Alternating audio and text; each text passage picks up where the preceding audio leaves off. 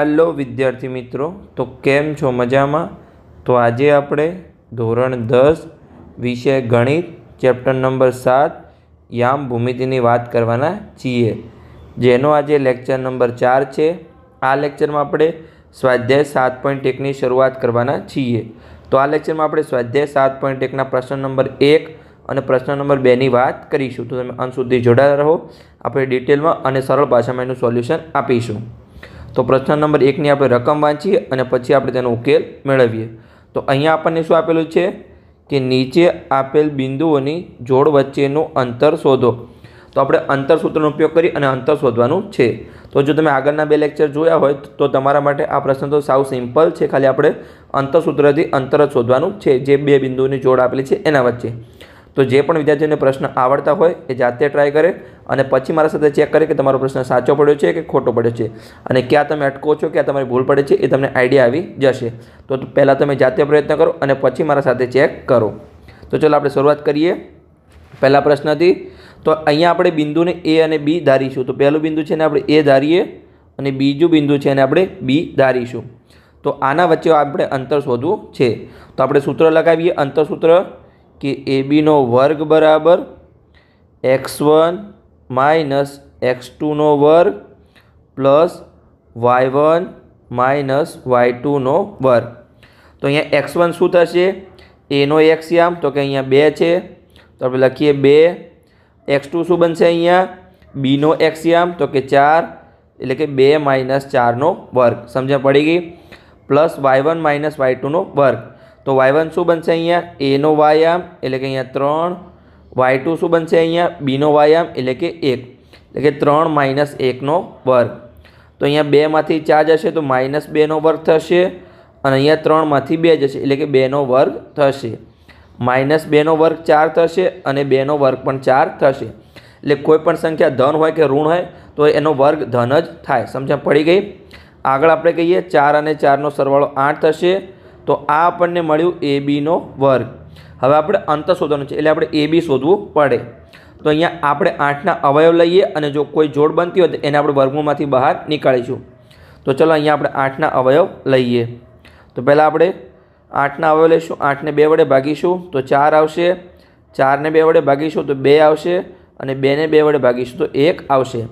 तो पहेला अहींया आपणे ए बी लखी दईए कि बंने बाजु आपणे वर्गमूळ करीशुं एटले कि वर्गमूळ निकाळવું પડશે કેમ કે આપણે ए बी લાવવાનું છે। તો આપણે વર્ગમૂળ કરીએ તો અહીંયા વર્ગ નીકળી જશે ए बी અને 8 આવશે વર્ગમૂળની અંદર। હવે આપણને એના અવયવ શું મળ્યા 2 × 2 × 2। તો અહીંયા 2 ની કેટલી જોડ બને છે તો માત્ર અહીંયા એક જ જોડ બને છે અને બીજા 2 એકલા રહે છે। તો આપણે એક જોડ લખી દઈએ અંદર કે અહીંયા આપણને શું મળ્યું સરખી રીતે લખી દઈએ આપણે કે ए बी બરાબર વર્ગમૂળની અંદર 2 નો વર્ગ गुण्या 2 एटले कि 2 ની 1 घात मळी आपणने। तो आ वर्ग छे ने आपणे बहार निकाळीए तो वर्ग निकळी जशे। तो ए बी बराबर आपणने मळ्युं 2 वर्गमूळमां 2। आ आपणने मळी गयुं बे बिंदु वच्चेनुं अंतर, केम के 2 नो वर्ग हतो अने उपर वर्गमूळ हतुं एटले बंने उडी गया तो 2 बहार निकळ्या अने 1 वर्गमूळनी अंदर ज रह्या। समझ पड़ी गई एटला सुधी। हवे आपणे आगळनो दाखलो सोल्व करीए। प्रश्न नंबर 2 एमां पण आपणे धारीए पहला बिंदु ने आपणे ए धारीए अने बीजा बिंदु ने आपणे बी धारीशुं। तो चलो आपणे ए बे बिंदु वच्चेनुं अंतर शोधीए। तो अहीं अंतर सूत्र ए बी नो वर्ग बराबर x1 माइनस x2 नो वर्ग प्लस y1 माइनस y2 नो वर्ग।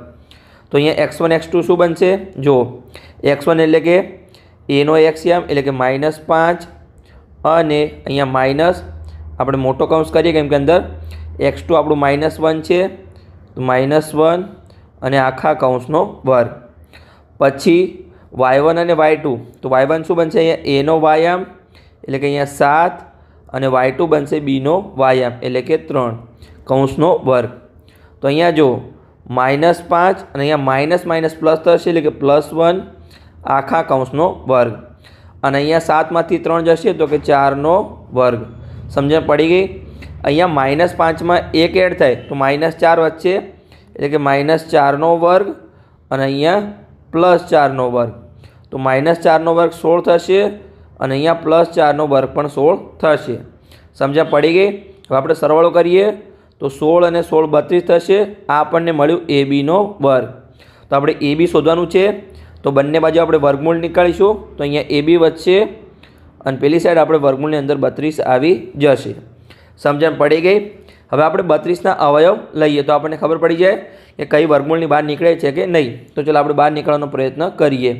તો 32ના અવયવ લઈએ। 32ને 2 વડે ભાગીશું તો પહેલાં 16, પછી 16ને 2 વડે ભાગીશું તો 8, 8ને 2 વડે ભાગીશું તો 4, 4ને 2 વડે ભાગીશું તો 2 અને 2ને 2 વડે ભાગીશું તો 1। તો અહીંયા જો કેટલી જોડ બની 2 2ની? તો જો અહીંયા પ્રથમ જોડ બની, પછી બીજી જોડ બની અને પછી એકલા 2 વધ્યા।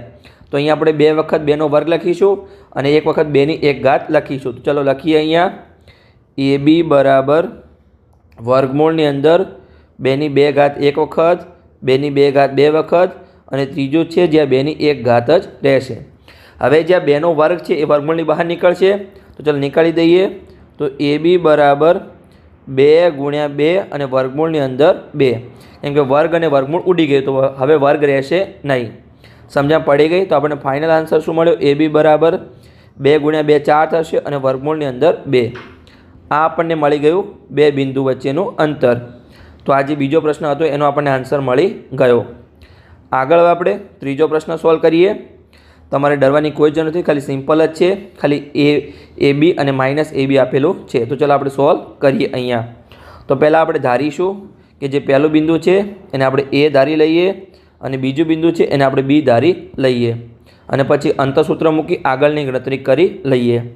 તો અંતસૂત્ર એ બીનો વર્ગ બરાબર x1 માઇનસ x2નો વર્ગ પ્લસ y1 માઇનસ y2નો વર્ગ। તો x1 x2 શું બનશે? અહીંયા x1 એટલે કે એનો એક્સયામ એટલે કે અહીંયા એ જ છે, પછી x2 એટલે કે બીનો એયામ એટલે કે -1 એટલે કે માઇનસ એ અને આખા કૌંસનો વર્ગ। સમજ પડી ગઈ। પછી y1 શું છે? અહીંયા બીનો વાયામ એટલે કે બી માઇનસ અને y2 એટલે કે માઇનસ બી એટલે કે બીનો વાયામ માઇનસ બી આખા કૌંસનો વર્ગ। સમજ પડી ગઈ। અહીંયા જો એ છે, હવે પ્લસ એટલે કે માઇનસ અને માઇનસ તો પ્લસ બનશે, પ્લસ એ આખા કૌંસનો વર્ગ, પછી પ્લસ અહીંયા બી ફરીથી માઇનસ અને માઇનસ બી એટલે કે પ્લસ બી બનશે આખા કૌંસનો વર્ગ। તો અહીંયા એ અને એનો સરવાળો એટલે કે 2aનો વર્ગ અને અહીંયા બી અને બીનો સરવાળો એટલે કે 2bનો વર્ગ। તો અહીંયા જો 2નો વર્ગ 4 થશે અને એનો વર્ગ એટલે કે 4aનો વર્ગ અને અહીંયા 4bનો વર્ગ થશે। સમજણ પડી ગયા એટલા સુધી? હવે આપણે 4ને કોમન લઈ શકીએ તો ચલો કોમન લઈએ। તો 4 કૌંસની અંદર એનો વર્ગ પ્લસ બીનો વર્ગ। સમજણ પડી ગયા એટલા સુધી? તો ચલો હવે આપણે આગળની ગણતરી કરીએ। તો આગળ હવે શું આવશે? આ આપણને શું મળ્યું? આ આપણને મળ્યું એ બીનો વર્ગ। હવે આપણે શું શોધવાનું છે? એ બી શોધવાનું છે। તો એ બી શોધવા માટે આપણે બંને બાજુ વર્ગમૂળ લઈશું। તો ચલો વર્ગમૂળ લઈએ। તો એ બી બરાબર વર્ગમૂળની અંદર 4 અને કૌંસની અંદર એનો વર્ગ અને બીનો વર્ગ। સમજણ પડી ગઈ? તો જુઓ હવે આ જે 4 છે એ આપણે 2નો વર્ગ લખી શકીએ તો એ વર્ગમૂળની બહાર આવશે તો 2 આવશે। તો ચાલો એને વર્ગમૂળની અંદર વર્ગમૂળની બહાર 2ને નીકળીએ તો 2 અને વર્ગમૂળની અંદર a² પ્લસ b²। હવે જો ઘણા વિદ્યાર્થીઓ કહે છે કે એનો વર્ગ છે અને બીનો વર્ગ છે એ કેમ વર્ગમૂળની બહાર નહીં નીકળે? તો એ વર્ગમૂળની બહાર નીકળશે નહીં। કેમ નહીં નીકળે? તો જો હું તમને બતાવું છું। ધારો કે વર્ગમૂળની અંદર હોય અહીંયા 3નો વર્ગ હોય અને અહીંયા 4નો વર્ગ હોય તો અહીંયા જો 3નો વર્ગ કેટલો થશે? 9 અને 4નો વર્ગ થશે અહીંયા 16। તો અહીંયા જો વર્ગમૂળની અંદર શું આવ્યું? 25। તો વર્ગમૂળની અંદર શું બહાર નીકળશે? 5 બહાર નીકળશે। તો અહીંયા આપણને એ અને બીની કિંમત ખબર નથી તો અહીંયા આપણે 3 અને 4 ડાયરેક્ટ બહાર ના નીકળી શકીએ કે 3 + 4 તો અહીંયા તો 7 થઈ જાય અને આપણો આન્સર શું આવે છે? 5 આવે છે। સમજ પડી ગઈ? જ્યારે ગુણાકારમાં હોય ત્યારે જ વર્ગમૂળની બહાર નીકળશે। જેમ કે અહીંયા હોય ગુણાકારમાં કે એનો વર્ગ પ્લસ બીનો વર્ગ તો એ ગુણ્યા બી વર્ગમૂળની બહાર નીકળશે। સમજ પડી ગઈ? પણ જ્યારે એનો વર્ગ પ્લસ બીનો વર્ગ વર્ગમૂળમાં હોય તો એ બહાર નીકળશે નહીં। આ તમારે ખાસ ધ્યાન રાખવાનું છે। તો ચલો હવે આપણે આગળનો દાખલો સોલ્વ કરીએ।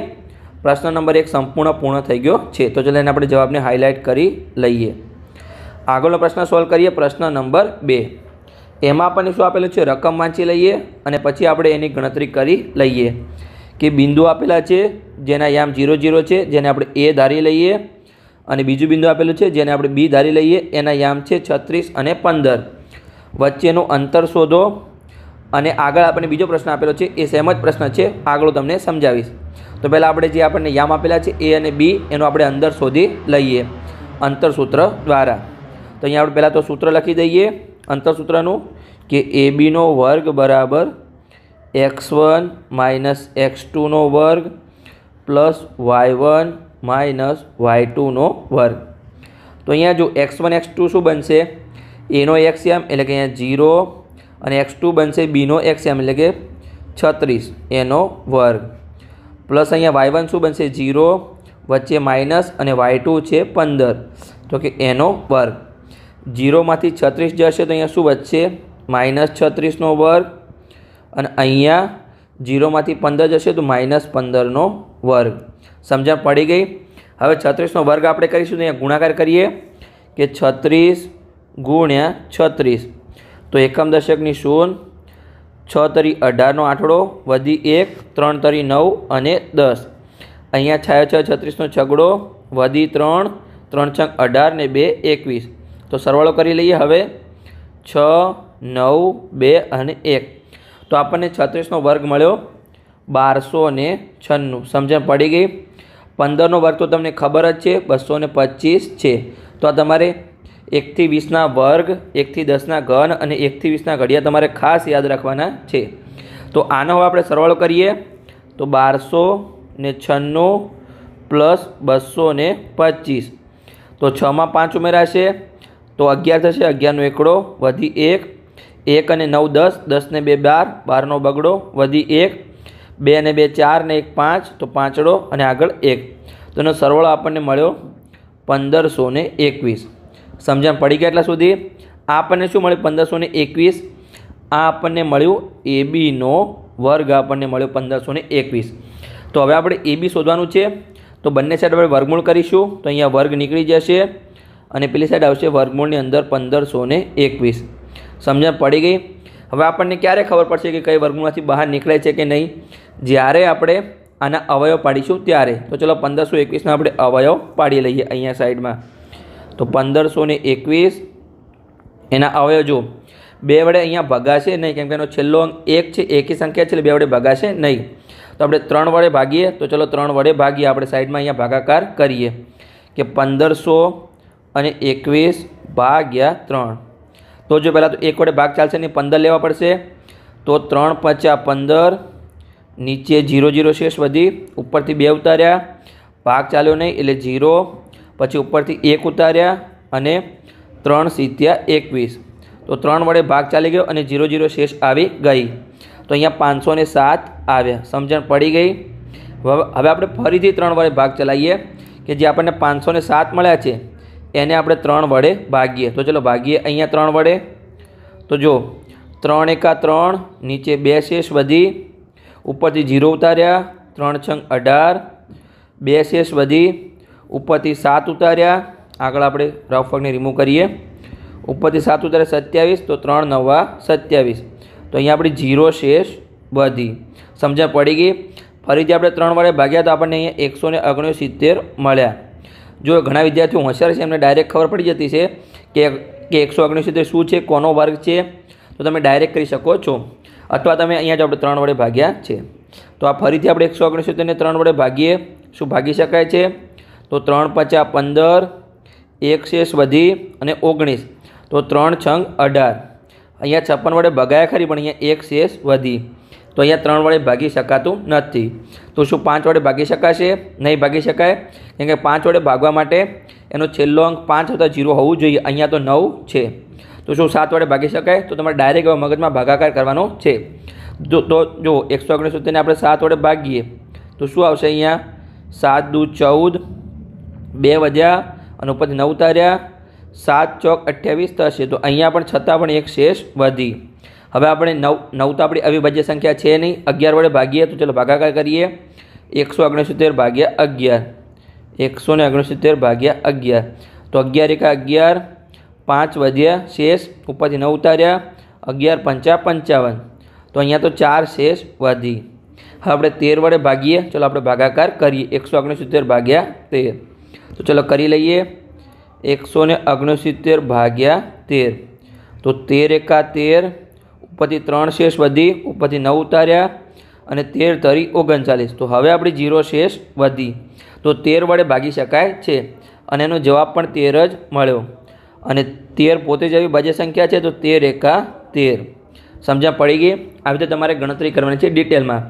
જો ડાયરેક્ટ અહીંયા જવાબ લખી શકતો હતો પણ તમને સમજણ પડે એટલા માટે મેં આટલું ડિટેલમાં કરાવ્યું છે ભાગાકાર કરીને, ના કે અહીંયા 1521 હું ડાયરેક્ટ કરી શકતો હતો કે 3 × 3 13 × 13 એટલે કે 3નો વર્ગ અને 13નો વર્ગ ડાયરેક્ટ આવી જશે, પણ આપણે પેલા અવિભાજ્ય અવયવ પાડ્યા પછી તમને ભાગાકારને સમજાવ્યું કે કેવી રીતે તમારે અવયવ લેવાના છે। અહીંયા એક જોડ મળી છે કે નહીં તો અહીંયા જુઓ તમે તો કે હા અહીંયા 2 જોડ મળી છે એટલે કે એક 3ની જોડ છે અને એક 13ની જોડ છે। તો અહીંયા આપણે શું લખી શકીએ અંદર AB બરાબર વર્ગમૂળની અંદર લખી શકીએ 3નો વર્ગ અને ગુણ્યા 13નો વર્ગ તો બંને જગ્યાએ વર્ગ છે અને અહીંયા ગુણાકારમાં તમે જુઓ આપણે આગળ શું હતું A નો વર્ગ પ્લસ Bનો વર્ગ હતા તો એને આપણે વર્ગમાંથી નીકળતા નહોતા પણ અહીંયા જો Aનો વર્ગ અને Bનો વર્ગ ગુણાકારમાં હોય આવી રીતે કે 3નો વર્ગ ગુણ્યા 13નો વર્ગ તો બંને બહાર નીકળશે અને ગુણાકારમાં જ બહાર નીકળશે તો AB બરાબર 3 × 13 કેમ કે વર્ગ છે વર્ગ અને વર્ગમૂળ ઉડી ગયું તો 3 × 13 સમજણ પડી ગઈ। આ રફણને પણ આપણે રિમૂવ કરી લઈએ તો અહીંયા આપણને ABની કિંમત શું મળી 39 મળી, સમજણ પડી ગઈ। તો અહીંયા આપણો આ પ્રશ્ન પૂર્ણ થઈ ગયો છે પણ હજુ આપણને આગળ કંઈક આપેલું હતું કે શું આપેલું છે જુઓ અહીંયા કે હવે તમે વિભાગ 7.2માં જેની ચર્ચા કરેલ છે તે 2 શહેર A અને B વચ્ચેનું અંતર શોધો। તો અહીંયા આપણને શું આપેલું હતું તમે પેજ નંબર 86 જુઓ તમારી બુકની અંદર એમાં ઉપર આકૃતિ આપેલી છે અને એમાં એવું આપેલું છે કે એક A અને B શહેર છે। અહીંયા આપણે આલેખ દ્વારા તમને સમજાવવાનો પ્રયત્ન કરીએ કે અહીંયા શહેર છે આલેખ છે આપણો એમાં એક શહેર છે A જેના યામ છે અહીંયા ઉગમ બિંદુ પર 0 અને 0 એનાથી એક B શહેર છે એ આપણને કેવું આપેલું છે જો તમને સમજાવું આપણે અંદર વાંચી લઈએ બુકની અંદર જ શું આપેલું છે કે A થી શહેર B છે એ પૂર્વ તરફ 36 કિલોમીટર એટલે કે પૂર્વ તરફ 36 કિલોમીટર છે 36 કિલોમીટર અને ઉત્તરમાં 15 કિલોમીટર છે ઉત્તરમાં 15 કિલોમીટર છે આવી રીતે એટલે કે જો અહીંયા શહેર તો અહીંયા છે આ A અહીંયા છે અને B અહીંયા છે આવી રીતે આપણને આપેલું છે પણ એનો x યામ શું બનશે x 36 બનશે અને y યામ બનશે 15 Bનો પછી એના શું યામ બનશે 0 અને 0 તો આપણને શું કીધું છે A અને B વચ્ચેનું અંતર શોધો તો અહીંયા જો હમણાં આપણે શું શોધ્યું જો એના યામ શું હતા 0 0 અને Bના યામ હતા 36 અને 15 તો અહીંયા A અને B વચ્ચેનું અંતર શું મળશે અહીંયા આપણને કે A અને આપણે સરખી રીતે લખી દઈએ કે શહેર A અને B વચ્ચેનું અંતર શહેર A અને B વચ્ચેનું અંતર 13 કિલોમીટર થશે। સમજણ પડી ગઈ ડાયરેક્ટ તો આવી રીતે તમારે ગણતરી કરવાની છે। આગળ હવે આ લેક્ચર અહીંયા પૂર્ણ થાય છે। આગળ લેક્ચરમાં આપણે પ્રશ્ન નંબર 3 અને પ્રશ્ન નંબર 4 સોલ્વ કરીશું ડિટેલની અંદર। તો જો લેક્ચર સારો લાગ્યો હોય તો ચેનલને સબસ્ક્રાઈબ કરી શકો છો અને તમારા મિત્રો સાથે વિડીયોને શેર પણ કરી શકો છો।